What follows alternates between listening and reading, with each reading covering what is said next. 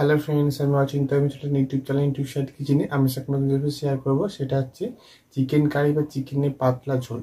সেই রেসিপিটা বানাতে কী কী উপকরণ লাগে আসুন দেখিয়ে দিই। তার আগে কথা বলি, আমার চ্যানেলে রেসিপিটা ছাড়া আছে। আমাদের যদি ভালো লেগে থাকে অবশ্যই লাইক কমেন্টে শেয়ার করবেন, বেশি বেশি করে শেয়ার করবেন।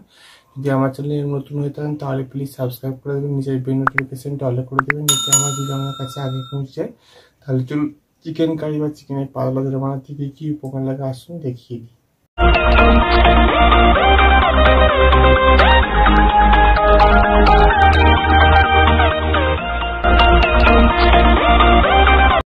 চলুন তাহলে চিকেন কারি রেসিপিটা বানাতে কী কী উপকরণ লাগে এবং এটাকে চিকেন কারি আমরা অনেকে বলে চিকেনের ঝোল, তো সেটা বানাতে কী কী উপকরণ লাগে আসুন দেখিয়ে দিই।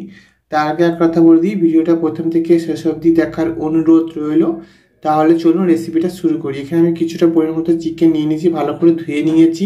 গ্যাসটা যেটা কড়াটা বসিয়ে দিয়েছি এবং কড়াতে আমি তেলও দিয়ে দিয়েছি। এই তেলটা একটু গরম হোক। তেলটা গরম হয়ে গেছে, এর মধ্যে আমি পরিমাণ মতো অল্প সামান্য চিনি দিয়ে দেবো। চিনিটা আমি একটু ভালো করে লাল করে নেব। দেখুন চিনিটা আমি লাল করে নিয়েছি। এর মধ্যে এবার শুকনো লঙ্কা কাঁচা লঙ্কা দেবো একটা।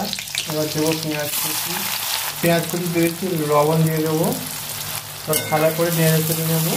পেঁয়াজটা একটু হালকা করে দেবো, তারপরে আদা রসুন পেস্ট দেবো। দেখুন পেঁয়াজটা আমার অনেকটা ভাজা আছে, মানে আদা রসুন পেস্টটা দিয়ে দেবো। ভালো করে আদা রসুন পেঁয়াজ একসাথে কষে নেবো। এবার টমেটো পিসটা দিয়ে দেবো। এবার টমেটোটা একসাথে ভেজে নেবো ভালো করে।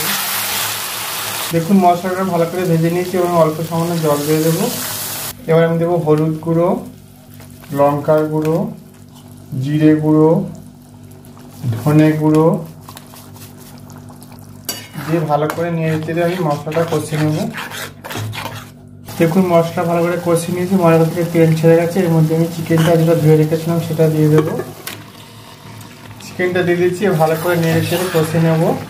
ভালো করে নেড়ে চেড়ে নিয়েছি, আমি হালকা হালকা চাপা দিয়ে গ্যাসটা কমিয়ে আমি কষে নেব।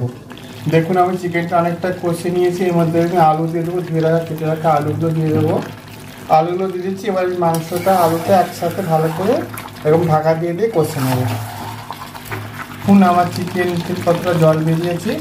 এর মধ্যে আমি এবার দেবো মটরশুঁটিগুলো দিয়ে দিয়েছি। এবার ভালো করে নেড়ে চেড়ে আর চিকেনটা আলুটা আর মটরশুঁটিটা কষে নেব। দেখুন ভালো করে আমি কষে নিয়েছি। এর মধ্যে এবার আমি জল দিয়ে দেবো।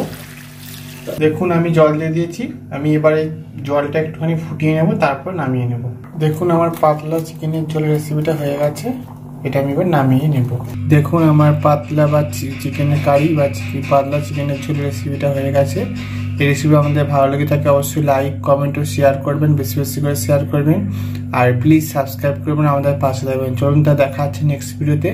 এইরকম নিত্য নতুন ভিডিও পাওয়ার জন্য আমাদের চ্যানেলটাকে অবশ্যই সাবস্ক্রাইব করুন, আমাদের পাশে থাকবেন। চলুন তা দেখা হচ্ছে নেক্সট ভিডিওতে।